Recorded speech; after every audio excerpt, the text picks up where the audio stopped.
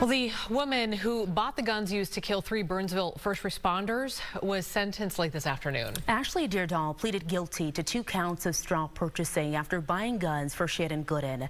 He was a felon and was not allowed to own firearms. In February of last year, authorities say he shot and killed officers Paul Elmstrand and Matthew Ruge and firefighter paramedic Adam Finseth before turning the gun on himself. Fox 9's Karen Scullin was in the courtroom. So Karen, I guess bring us up to speed on the sentencing today. Ashley Deardahl was sentenced by the judge today to just under 4 years in prison and 2 years probation for her role in the killings of those 3 members of law enforcement back in February of 2024. She, of course, as you just mentioned, was the straw purchaser. Now, Deardahl in court today expressed remorse, crying through her statement. She also took responsibility for her actions. Her attorney spoke about the abuse she endured at the hands of the man who killed those 3 members of law enforcement. But the family also had victim impact statements. They were filled with anger and grief, and they mentioned constant trauma that they've been under for the entire family, but especially the children in the family.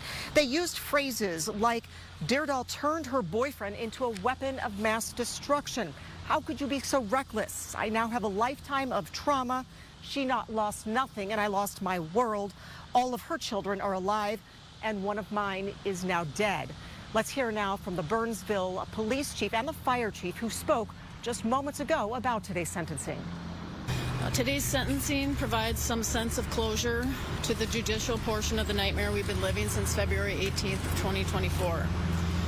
We hope it will help with the healing process and our ability to move forward from the legal process, as our fallen heroes would all want us to do.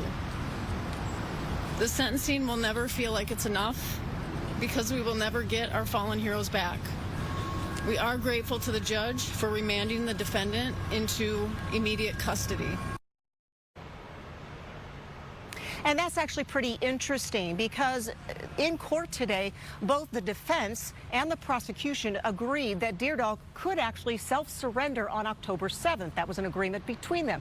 However, the judge disagreed and said that really didn't set a good example of what crimes she had committed by being that straw purchaser, and he remanded her into custody immediately. In St. Paul, Karen Scullin, Fox 9. Thank you, Karen.